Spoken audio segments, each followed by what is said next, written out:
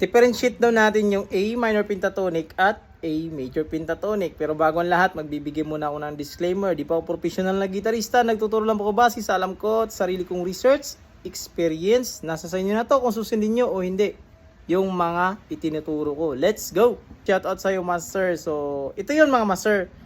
Magkakaiba talaga sila kasi yung ating A minor pentatonic ito, yan.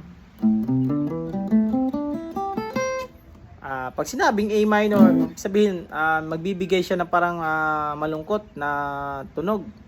Kumbaga yung aura niya malungkot, yan. Major naman ganito na siya.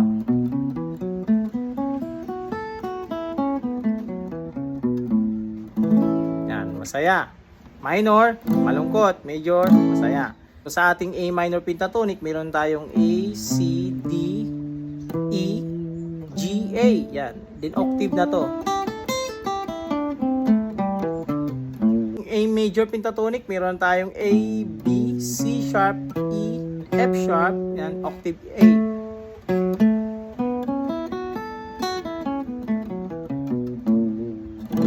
Yan.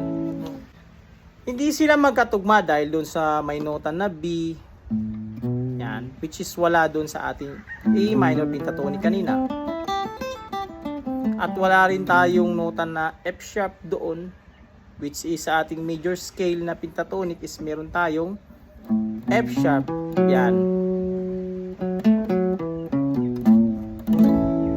So ano-ano yung mga relative nila? Yung A minor pentatonic na itong mga master is, ang relative niya is C major pentatonic. Ito yung C major pentatonic.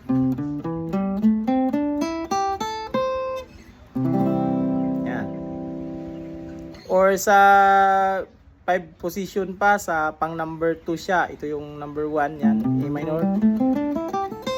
Yung pang number 2 position niya, ito na yung root. C, yan, C.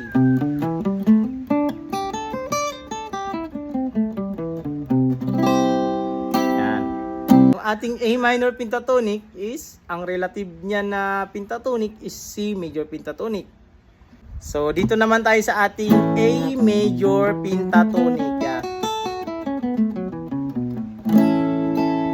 So, yung kanina, yung ating A minor, yan, ang relative niya, C. So, parang umusod lang tayo ng 4 na nota paabante. So, ito yung minor, A, yan. Usod tayo ng 4, 1, 2, 3, 4. So, ito yung C. So, ito yung kanyang minor, ito yung kanyang major na relative. Ngayon naman, dahil nasa A major na tayo na pentatonic, ang gagawin naman natin, pag kukunin natin, kasi kukunin natin yung minor eh. So, bilang naman tayo, 4 na frets, paatras tayo. So, dahil dito tayo, A, paatras tayo, 1, 2, 3, 4. So, babagsak tayo dito sa ating F sharp minor pentatonic. So, yung relative ng ating F sharp minor pentatonic is A major pentatonic.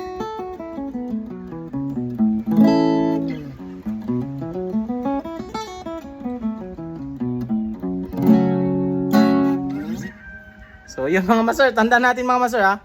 Pag kukunin natin yung relative na pentatonic, halimbawa, galing tayo ng minor, pag kunin natin yung relative niya na major, abanti tayo ng 4. Pag galing naman tayo sa major, pag kukunin natin yung minor, atras tayo ng 4. Yun lang yung mga master. Sana nagbigay ito ng idea sa inyo mga master.